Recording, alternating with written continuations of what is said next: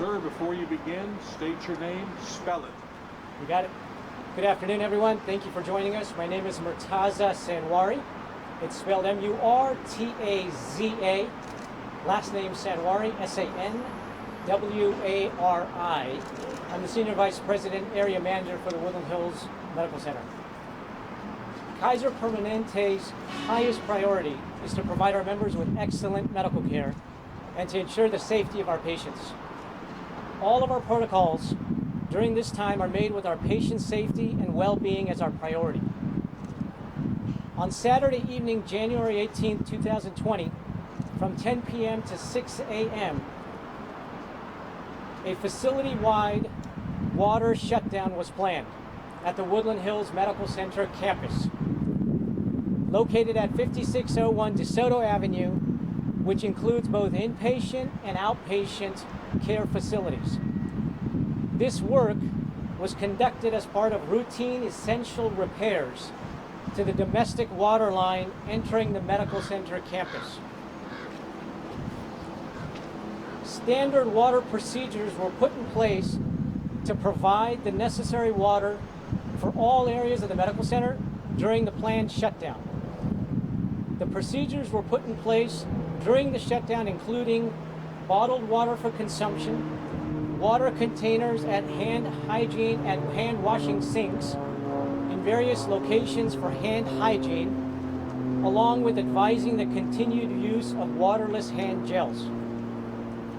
Additionally, porta potties were brought in for visitors, staff, and physicians. The usual processes were put in place for hospitalized patients. Unfortunately, when the water was brought back on, a leak was discovered. Repairs were made, but they did not hold. As a result, we determined that the main water line must be replaced. A temporary water line is being installed while the longer-term main water line repair is undertaken. Strict protocols are required to ensure that the water is safe for all healthcare delivery use. Tests will take up to 48 hours. The temporary water line is now in place and is being tested. When the repairs were undertaken, as I stated earlier, comprehensive procedures were put in place to ensure that the adequate water for consumption and hygiene were available.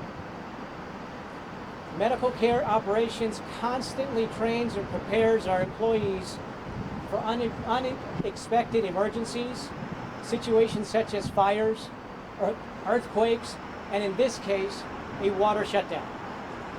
Because of the medical center's extensive and thorough emergency preparedness and operational plans that were executed from the beginning of the entire shutdown and have continued throughout, the patients, visitors, and staff at the Woodland Hills facilities have remained safe. I would now like to introduce Dr. Gregory Kalman, Area Medical Director for Woodland Hills. Good afternoon, everyone. My name is Greg Kalman, K-E-L-M-A-N. And I'm an internist and I'm an Area Medical Director for Woodland Hills in Ventura. At Kaiser Permanente, our patient safety is our highest priority. All of our clinical and operational protocols during this time are made specifically because our patient safety and well-being is our top priority. Once the broken water line break became apparent, the medical center immediately determined that we needed to reduce the use of this facility. Therefore, all primary care appointments scheduled for January 20th and 21st are canceled. The surgeries are canceled as well. Primary care appointments scheduled at other medical office buildings that are not on this main campus will continue as planned. We are working with neighboring Kaiser Permanente medical centers to schedule the necessary surgeries and procedures at those other locations. For all aspects of this situation, we are working closely with our regulatory agencies to assure the safety of our patients, visitors, and staff. All patients whose surgeries or appointments are canceled are contacted directly by Kaiser Permanente. If patients would like to check on their appointments, they can visit kp.org or they can call 1-833-KP-4-CARE. Our priority continues to be patient safety, and we will adjust our medical center operational procedures and protocols as the situation evolves. Murtaza. So once again, thank you so much for your time, attention, and being here. Dr. Kalman and I are here to take a few questions from you.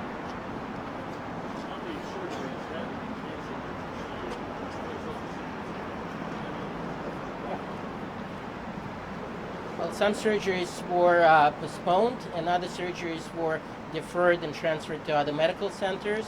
So dozens. But I'd like to emphasize that the safety of each one of those patients was reviewed by our physicians. If there were any emergent or urgent nature to those surgeries, those were addressed immediately. And if they are rescheduled, then they're being case managed by our physicians and staff. So would you say that when will things get back to normal in this testing, the 48 hours? When did that start exactly? So the water line was repaired just recently. What's literally recently? within the last 30 minutes. So the work has undergone for the last 12 to 14 hours, and the crew was brought in to all night work to get that repaired and replaced. So that temporary water line is in place. The testing is a very strict protocol that we do in partnership with the California Department of Health and Human Services and Department of Public Health. That testing takes a couple of hours, 3 to 4 hours, in order to test what is going to clean the lines. After that sampling is taken to a lab, which takes about 48 hours for the results to be returned. At this time, we are anticipating that all things will be back to normal Thursday if all goes according to plan. And what time on Thursday? What's your biggest challenge medically during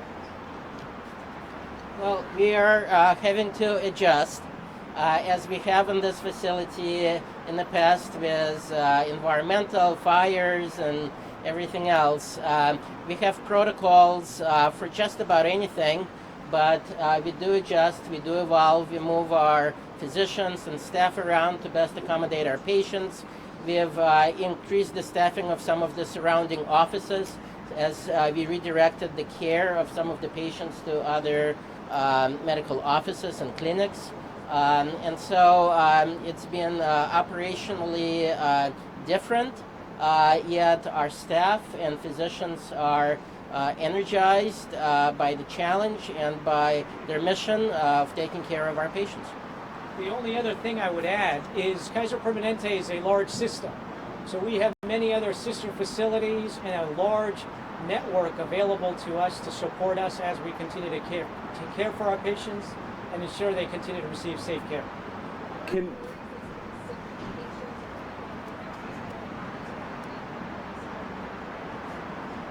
We have no concerns. We monitor those porta potties. They get cleaned like our restrooms get cleaned.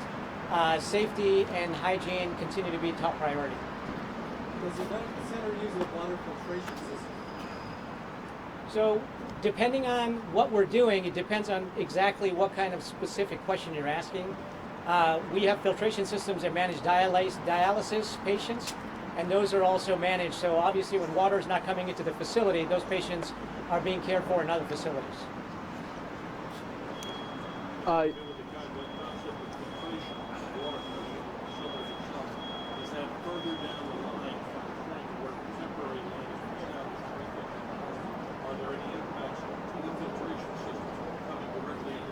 No, they're not.